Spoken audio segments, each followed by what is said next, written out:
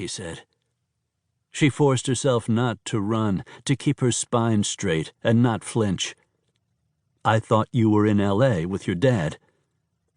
Instead of answering, his gaze swept around the bedroom, taking in the open suitcases, the boxes she hadn't yet loaded into the trunk of her car. "Where do you think you're going?" She took a deep breath. No way to avoid a confrontation now. "I'm leaving, Damon. I'm taking Ivy and moving out. I told you it wasn't working. I've got a place of my own." There was no waiting till morning now. She had to leave before something bad happened. "I'll come back and pick up the rest of my things over the weekend." The beautiful diamond engagement ring he'd bought her glittered in its blue velvet box on the dresser. She had planned to leave a note with the ring when she moved out of his condo. She started for the door, praying he wouldn't try to stop her. But Damon stepped in front of her, blocking her way. His mouth thinned into a hard, unforgiving line. "You aren't going anywhere.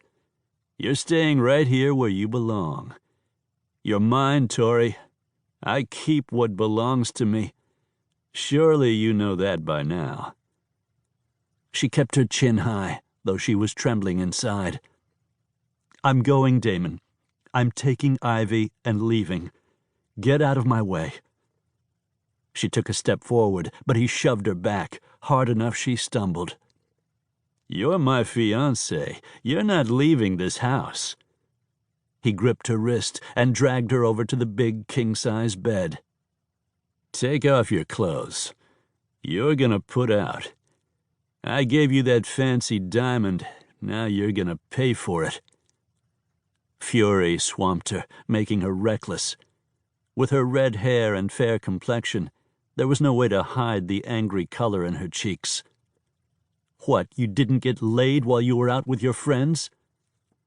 Damon backhanded her across the face, splitting her lip, sending her sprawling onto the mattress. A spray of blood flew across the pillow, and she bit back a moan. "What I do or don't do is none of your business. Not since you slept with that guy in your office. What was his name? Oh, yeah, Clark." She wiped the blood from her mouth with a trembling hand. "I didn't sleep with Clark. I told you it was raining. My car wouldn't start, so he gave me a ride home. That's all it was." But his jealousy had grown along with his temper. "You're a slut, just like the rest of them. For a while you had me fooled, but not anymore." "Fine, if that's what you think, just let me leave and you'll be rid of me." She came up from the bed and started for the door, but Damon shoved her back against the wall.